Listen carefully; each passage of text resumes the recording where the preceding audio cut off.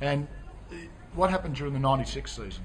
Yeah, as a '96 Wardy, I ended up making the club out of Spring, which was still there's no given in making any big league club out of Spring. So I was extremely excited about making the team out of Spring in '96. There was one little story. I was in the training room with Gene Monahan and Steve Donoghue. Steve Donoghue, I believe, is still the Yankee head trainer. They've both been at this point probably about 25 years each. And I remember George Steinbrenner walking into the change rooms, and I was actually in the training room at this point, and George has walked into the training room, and Steve Donoghue said to George, "Mr. Steinbrenner, have you met Mark Hutton?" And George was like, "No, I haven't. I've heard a lot about you, man." And I sort of put my hand out and said, "Oh, George, really happy to meet you. Really, you've made my day." And anyway, a few sort of a bit of chat sort of later, and then he ended up leaving the room, and Steve said to me, "Hut, I've been here 25 years. I have never ever called Mr. Steinbrenner George." And I'm, being an arrogant 23 or 4-year-old kid, I'm like, "Well, shit, that's his name, isn't it?" It's like, yeah. So that was my little experience with Georgie Steinbrenner. But he used to roll into the clubhouse every now and then when things were getting tight. Later towards the end of the point end of the season, he'd come down and address the troops every now and then when he thought the time was right for that. So. So that was an interesting time meeting him. But having said that, in '96 I ended up getting traded again back in Texas.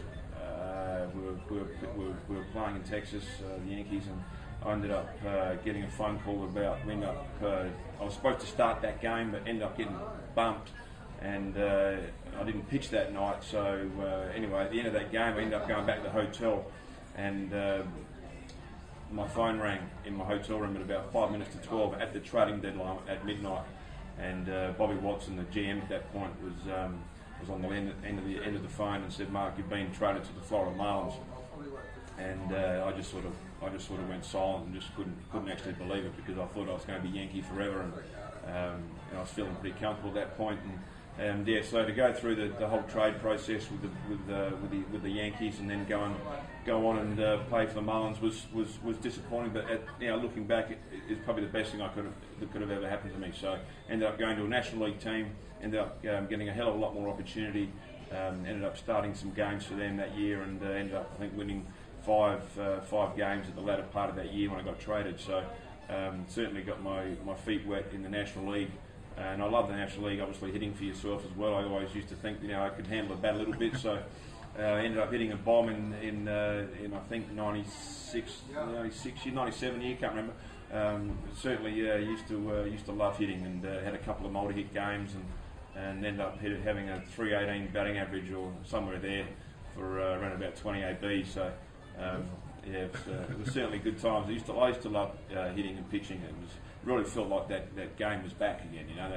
As a young kid playing ball, you're pitching, you're hitting, and you just felt like you really belonged as playing two roles there. Yeah. Now, '96, the Yankees went on to bigger and better things, unfortunately, or? Absolutely. I ended up at the end of '96 season. I ended up obviously finishing with Marlins and ended up coming home. And I remember, obviously, the Marlins went on to win the World Series that year. And to this day, it's disappointing that it happened, but it is what it is. Move on.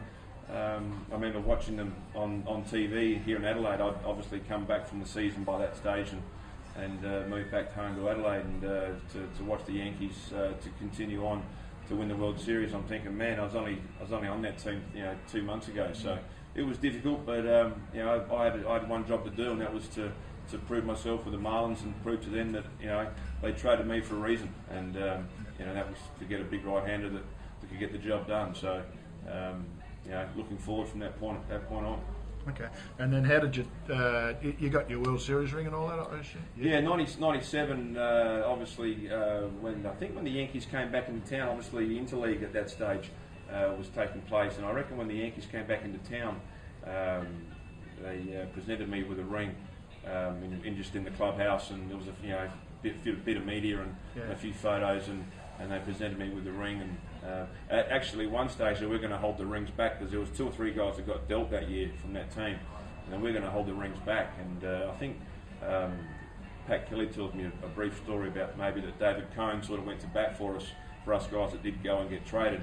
And I think David Cohn ended up putting a good word in for us and said, "No, these guys need rings."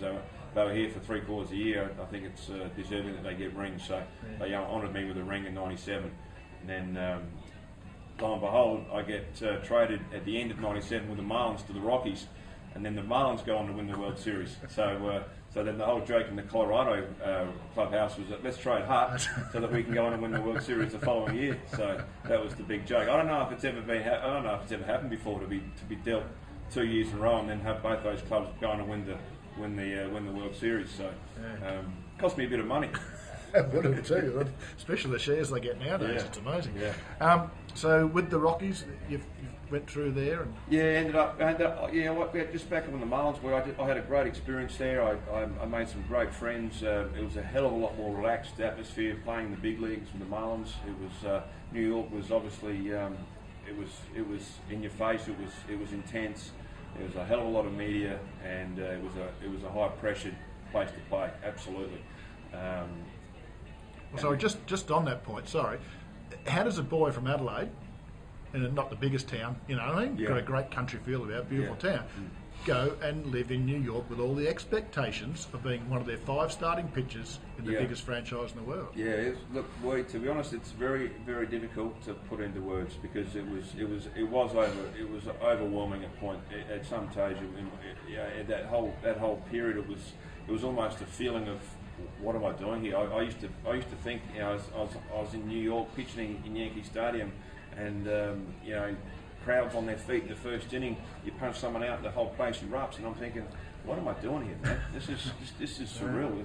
I'm just a kid from the Adelaide Hills, and all of a sudden, so when I signed 4.5 years later, I'm pitching in New York.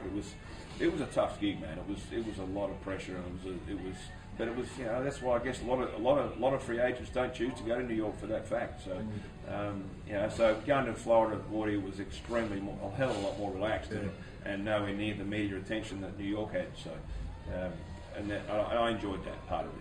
I'm a fairly laid back sort of bloke, so I felt I did belong in that more laid back atmosphere, and I could feel I could enjoy my baseball a little bit more that way. Okay, and then from Florida, you said to Colorado? So from Florida in '97, I ended up getting traded for Craig Counsell. I think at that stage, Florida were looking for obviously they were going for the pennant, so chasing the World Series. So they were looking for a second baseman. I think Castillo had broken down or whatever, and they were chasing a second baseman. He ended up getting traded for Counsell, and I ended up moving to Colorado. And Colorado wasn't all that great for me, to be honest. I ended up again pulling my groin, and that's trying to stay between the lines was difficult for me at that point in time. I was sort of getting up in towards sort of my late 20s, and the groin injury was reoccurring again, and I ended up having a couple of shoulder operations, and so I had 2 labrums in my career. So obviously after the second one, things sort of started to fall away fairly rapidly. So after Colorado, I ended up going to the Reds. I got picked up as a free agent and signed with the Cincinnati Reds. I made the club out of spring training.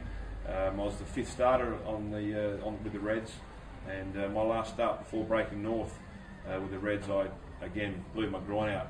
And being that I was the 5th guy on that roster, and I was ready to rock and roll with a big season ahead, it was going to be my 4th year in the big league. So it was a real salary drive to try and really put my name in lights, if you like, and really sort of etch my name into the big leagues. And it just turned out that I pulled my groin in my last appearance in spring.